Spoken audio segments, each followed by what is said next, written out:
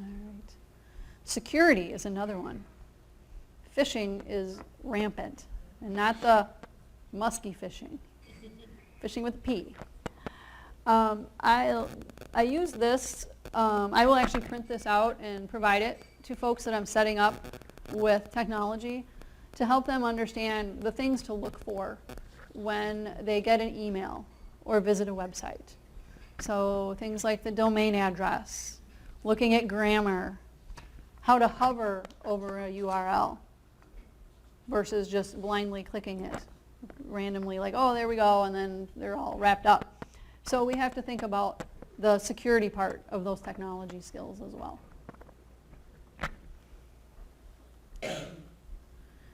And this is another fun one with our boundaries and our service provision is immediacy. So this shows 10 years ago, you get like an email, yes, I got an email, how exciting is that? Well, 20 years ago now. And now you're like, oh, another 100 emails in the box. But what has this done for our relationship with the consumers that we work with? Do we have less patience now? Do we have people that, is anyone here guilty of like calling someone or walking to their office and saying, hey, did you get my email I just sent? Anybody else admit to doing that? Come on. Or being the recipient of that? Yes. Yes, okay. So it has impacted our relationships with our consumers because we've all come to expect more immediate, timely responses in anything that we do. And so in your dialogue with your consumers, it's okay to say that you might, if you can contact me via text or via email, but it might be a day or so before I get back to you because A, I travel, or I have meetings, or I have other people that I'm working with. So instead of creating frustration because you didn't answer immediately, you've shared how you use that technology and that you may not check email every hour, even if you are. You know, it sets that stage and it brings it to the forefront, the immediacy question. What was that? I don't have to worry about that. My consumers are 80 to 95 years old. Oh, he thinks he doesn't have to worry because his consumers are 80 to 90. My dad's 82 and he can set up his own Wi-Fi network. Wow. So don't be surprised. All right. Okay. So another thing that we can run into is we have to think about liability and risk. The big one of these is the accidental disclosure of personal information and location disclosures. So I have a couple examples on this. One is I have a friend who owns and manages a group home for vets. And she posts on Facebook, you know, like the Valentine's Day party, or they went to the air show this weekend. You know, and first thing running through my head is like, I really hope you have releases because you're posting this out here for your residents. The other thing is, how many of you use location management or GPS tracking between yourself and your spouse? You use Find My Friends, Life 360, any of that? Cindy raised her hand. Yeah, be honest, raise your hand. You can admit to stalking your family relatives. It's okay. All right. So if I'm on a home visit and my husband looks to see where I am, what have I just done? I have just, it's FERPA in the education world, but I have just disclosed my location to someone who is not employed with who I am and any of that. But, and here's where sometimes it's not black and white. I also think about my personal safety. And you know, if I'm going into that mobile home along a lake in a town of 200 people and I'm not sure, I'm really okay with that. because I know for my personal safety that someone is aware of where I am. And so I'm balancing that ethic part too every time I go on a home visit. So you use it for your spouse? Kids. Kids. I know. It's good, isn't it? Yep. Do you have the thing like if their battery goes below a certain percent, then you take the phone away, or he does? All right, perfect. Yeah. We got Gizmo gadgets for the youngest one. Oh, you So did? there's different options out there. Yep. Different ages. Yep. Perfect. So what I'm talking about are the apps where you use the geolocation on the phone itself, and then use an app, and then you can pull up and see. I recently added that to my parents' phones. They're 82. So I use it for good, and you know, it's very helpful. And they know it. I told them it's on their phone. It's not a secret. But now they know where I am. So there's that drawback. So, but again, the photos that we use, you know, what are we accidentally disclosing?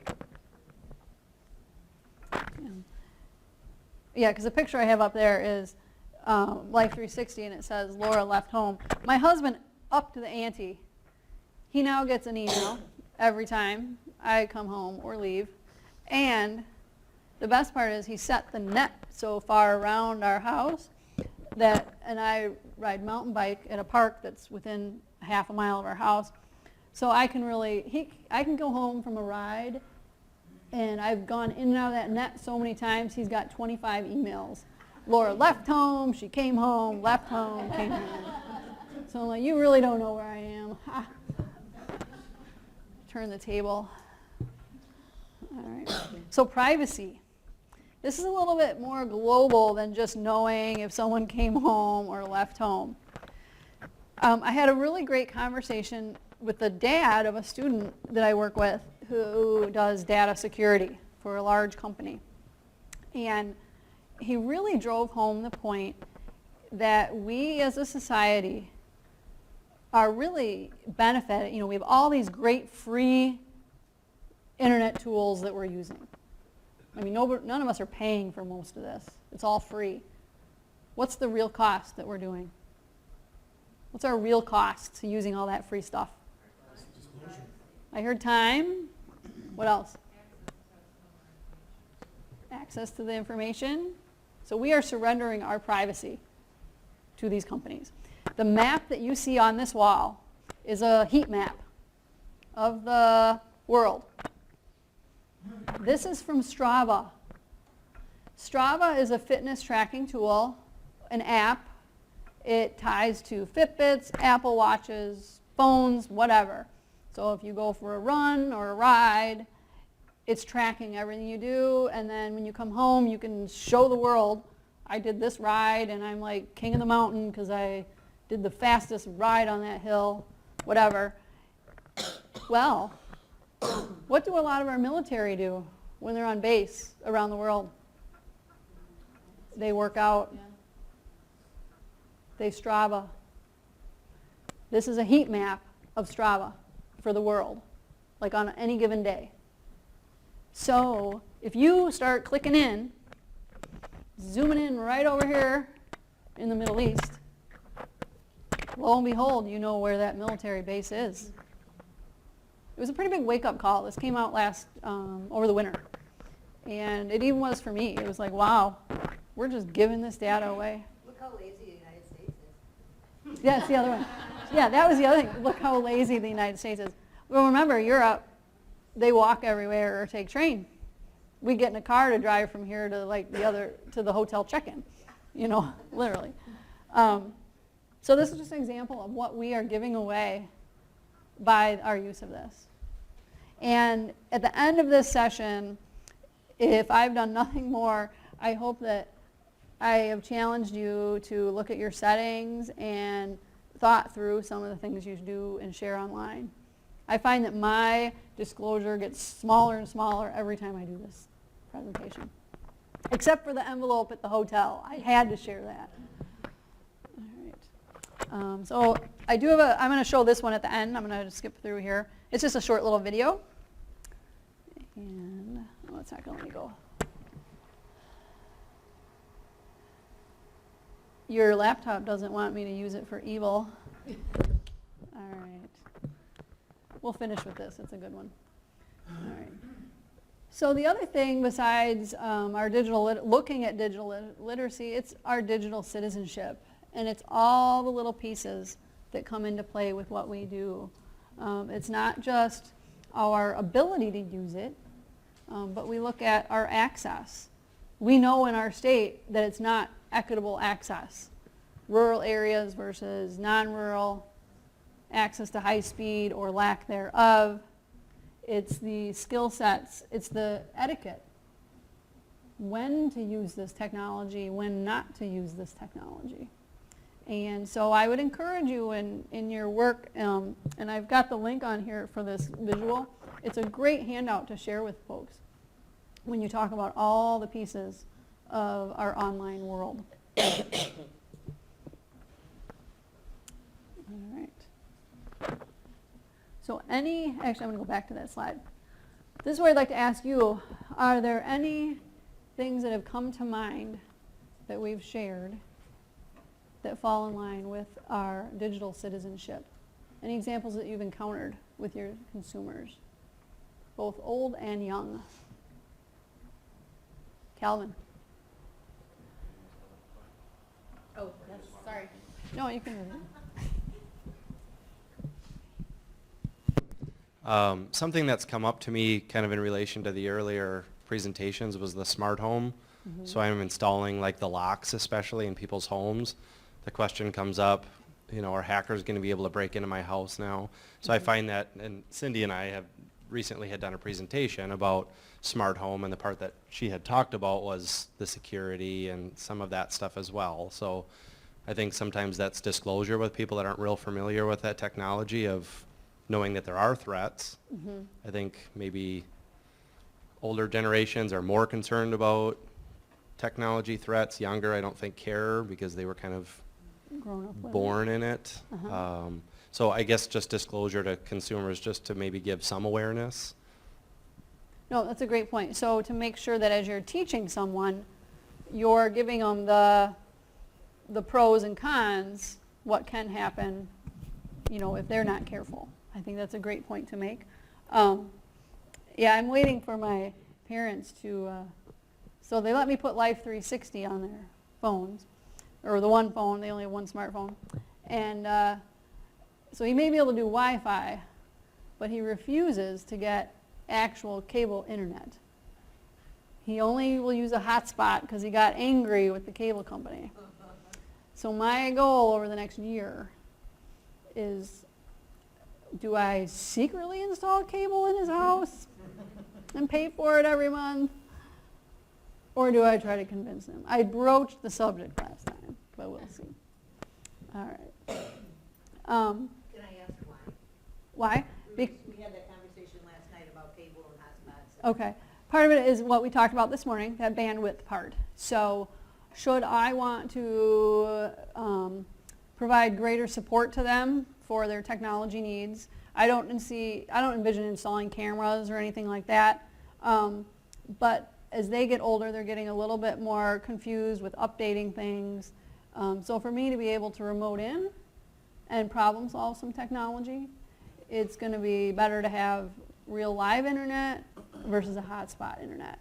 And depending on, in a rural area, where you guys are providing services, sometimes that is your only choice. They don't have the tower coverage to provide what they really need related to that. Yep. All right. Let me go back. So I have a short list of best practices related to our online. You protect your own privacy. That's number one. Protecting the privacy of others. We need to be honest. We also need to respect intellectual property rights. That's especially if we're working with younger folks that are in school, helping them understand what basically stealing is by taking content from the internet and presenting it as your own. And it is thinking about who you're representing, the agency, the audience, the community. What do you want to portray? Admitting your mistakes, correcting them immediately, and owning those mistakes. Who here has sent or done a post that they regretted? Sent an email or a post, a tweet?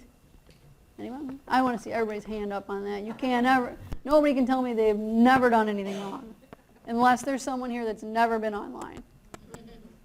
And I don't believe that, in the least. You always want to think about the consequences of what you do.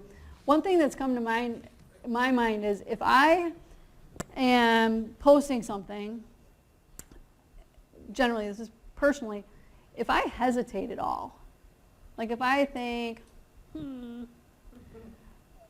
that's my clear flag. Like, yeah, I might think that's funny, but should I really do that? So it's okay to have a cooling off period. We have a quiz with some things you can do on the internet up here in a second. And as I made these screenshots, I was so paranoid I was going to hit send by accident. I almost wanted to like turn the Wi-Fi off, just so I didn't. But you have to think about your day job, obviously. A couple other interesting things about our connectivity and the impact of always-on society. A couple examples that I like to share. One is related to the photos that we post or use. How many of you allow geotagging or know what geotagging is on your photos? Do you want to explain what it is for them? Well, no, sorry. Or do you use it? Wait, we should probably grab a mic. Sorry. Oh, yeah.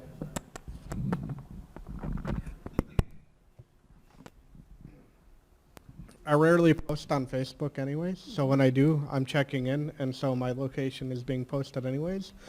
But every digital photo you take has a record of where you were. Doesn't matter what kind of camera you're using, whether you're using a phone or a DSLR, there's a GPS, and it's putting in the background of your photo all of the data about that picture. Included is the coordinates that you're taking the picture from and the time and date that you're taking the picture. Every single picture you're camera unless taking. you turn it off. Every time. Yep. The data. You have to turn, yeah. Well, and then when you post, for example, in social media, I don't know if you've ever known, have you ever posted anything where it's like you're posting a picture of a restaurant and suddenly it has a restaurant there? That's because it's using your location setting and it knows where you are. So in the apps themselves, if you don't turn off that auto location, or even, and that same thing happens when it auto tags people. So some of the key things I remind people if they're concerned about their privacy is you turn off that location sharing and you turn off that auto tagging, because then you are in control somewhat of what gets shared about you. So what could be some bad things about posting the pictures? You're in Mexico enjoying the sun and the beach, and you're posting all that on Facebook. Now people know you're not home. Exactly. Suddenly, you're not at home. Cool. I'm going to go rob that house. Or, hey, so-and-so's not home.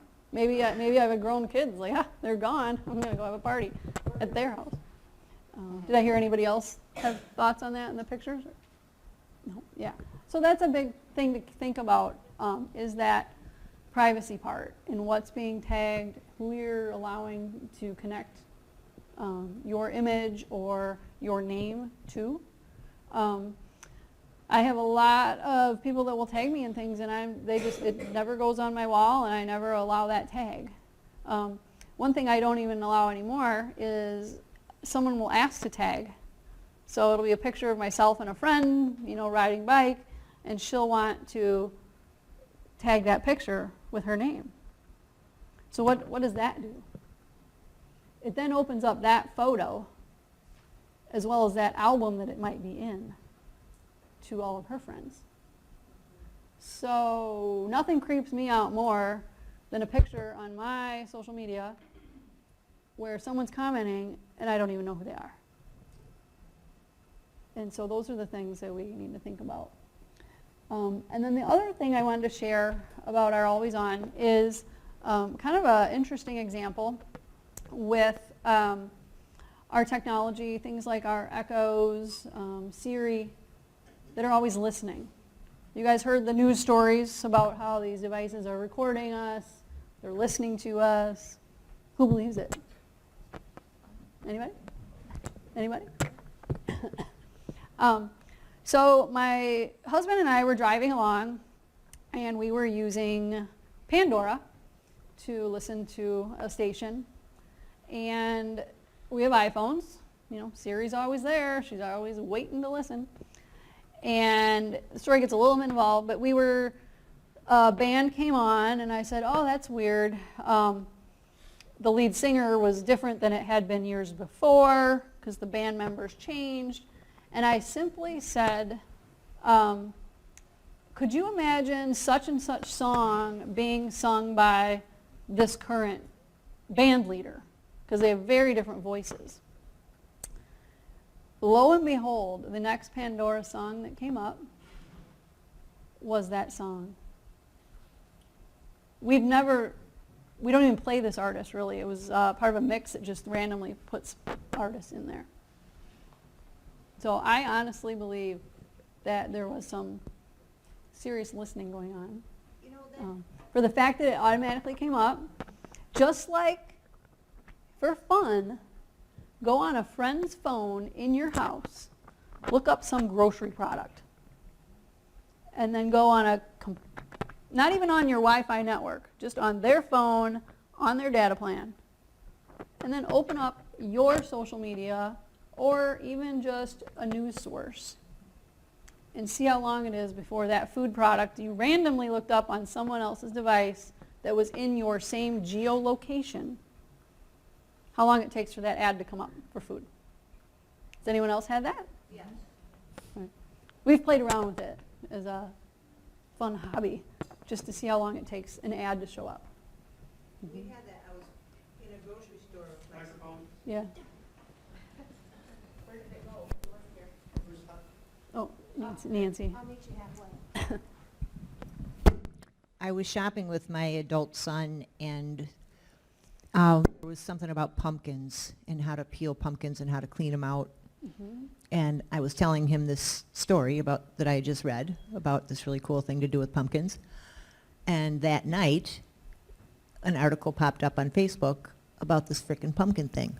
How to do with pumpkins. So I called Danny, and he's like, yep, they're watching. And I'm like, get out, you're just being paranoid. He was right, huh? Yeah. That's creepy. Yep. I had a good one in Costco once. Walking past the Cascade display, it immediately tells me that the friend that I am with also likes Cascade. Walking through Costco. So that's our geolocation. And I have most of my privacy or geolocating settings turned off, but it happens. So when someone I work with gets when we get into these conversations and they start to get very, very concerned, I share some of these more lighthearted examples to let them know that, you know, no matter how buttoned down you are, this stuff, the way the world is now, it's still going to happen. So you can either make yourself worry sick about it or just go forth with solid knowledge and do the best you can, is what I figure. All right, so pop quiz. I've got a series of posts up here, and you are going to tell me whether they are good, bad, or just whatever. So this first one is a Facebook post, and it says, this is my personal Facebook post, and you can bet this is where I was freaking out. I'd hit enter. Staff meeting hangover, 6 hours of non-productivity. Okay, that's the thought running through my head as I'm driving home. This doesn't leave the room, Lisa. And so I'm like, it'd be awesome to post that, but you know, I got like coworkers on there, and I've got other professionals, you know, other VR staff, DHS staff I'm friends with. So good. Should I post this or should I not? No. All right. So I deleted it without accidentally posting it. All right. Now there are, on this post, you'll also see the word custom over on the right. Okay. So I do have some custom settings for who my posts are visible to. Keep in mind that if you are friends with someone on Facebook and they just go to search and type your name in, they can see your whole wall and the things you've posted. What this custom setting does is I can choose who things go to. So that means it would be delivered to their news feed. So I have some frenemies that you kind of want to stay knowing what's going on, but you don't really need them to see all your stuff. So that might be on my custom list. So share this with all my friends except, okay. So that's a setting that you can change. All right. So here's another one I could do. Wow. Look at this lady working the physical, I'm a physical therapist, let's pretend. And I'm at work and I'm like, wow, look at that lady. She's really working on her legs. Should I post this or not? No. Unless you have her assigned ROI. Unless I have assigned ROI. But it's also my personal page. This isn't a work page. So, no. I made these kind of easy. I didn't want you guys to fail. Can you say something about the guy being smoking? Huh? He's not smoking. He's smoking hot. I mean, smoking hot. Not smoking. Oh. Oh, I could have added something about him? Okay. That's all I'm saying. That's all I'm saying. Don't post that. All right. Okay. Here is the Twitter feed for Outreach. Our congressman is such a loser.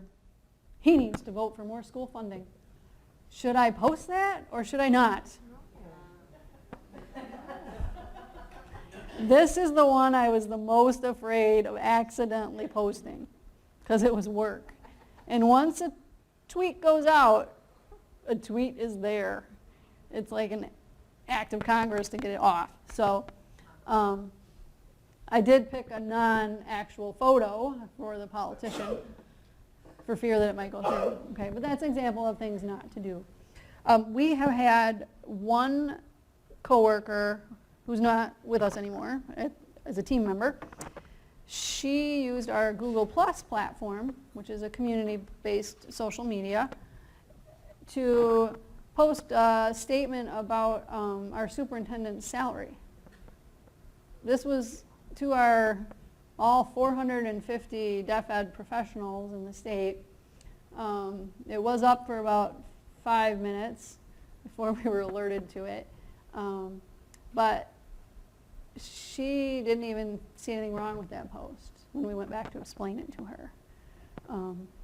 So there are folks that, you know, she's highly educated and a professional, and she still made that huge gaffe by posting that.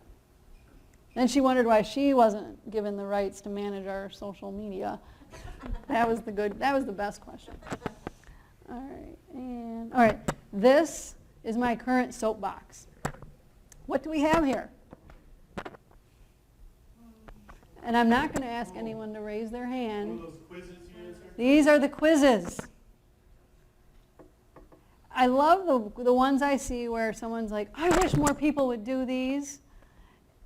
Okay, these are the quizzes that are on Facebook. And it says list all of this information about yourself. What are these? These are data mining. It is your password, secret password data that people are going to scrub the internet for and can be used against you.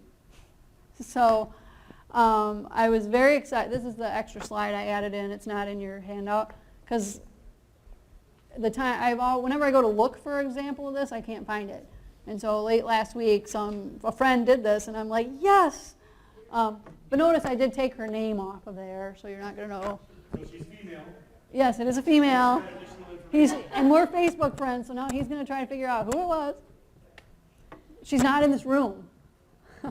Narrows it down. Narrows it down for my 4 friends. That's right. So think about that. Yeah, don't click your name to add to the list. Right, and don't play games. Most of us know about the Facebook hack, this whole, and how they were all using all this data. And I did some in-depth reading and how all of that transpired. And no, it wasn't right that that company took the information and used it. But do you know where they got that information? Do you know the answer, John? Well, I don't know the specific quiz, but it was people granting them access because they completed a quiz and then wanted to tell everybody Right. what the results were, and then from that they were able to network to their friends that they shared it with or whomever. Yeah, so all these folks that felt that were in and the fact that you went to Congress was kind of mind-boggling to me, because it came from Facebook quizzes where before any quiz or game that you're playing, it'll pop up and say, I am giving you this so-and-so game the right to see my contacts, my data, everything. They all click yes. And it wasn't some long legalese. It literally is 2 sentences that says that. So people willingly gave that away. Not saying it was not wrong that it was used, but they all had to click that, and that's where it came through. What about when, like, if you're playing a game and it says, like, if you get to another level or make an accomplishment, it says share on Facebook? Yeah, you're giving away all your Well, I information. always say no, because who cares that I beat a level, Yeah, she doesn't share her game results. No, And don't. I say But simply just don't. was I simply say don't play games, because I don't trust any of that, but that's me. But anytime you're clicking that share, or guess which Disney princess you could be. I mean, that's my other favorite. Yeah. Yeah. No offense if you've done that. I really am not meaning offense. But, oh no, that's how Frozen character you are. And I've never seen Frozen. I just know that that's from this. All right. All right. All right. I do have one quick video I'm going to share, and I'll end up a little bit early. I've never been criticized for letting you have a little bit extra time. Just because you can doesn't mean you should. And that's really what it boils down to with social media, our online self, and really anything that we do. And especially this morning as he was talking about risks, safety risks, known, willingness to take risks. And just because, and his example of the door was great, just because he could have the electronic door doesn't mean he should. Because that probably was not the first time he got locked out of his house, I'm guessing. All right. So I have one quick, there's no audio for this, so we should be good. It's our use of the internet.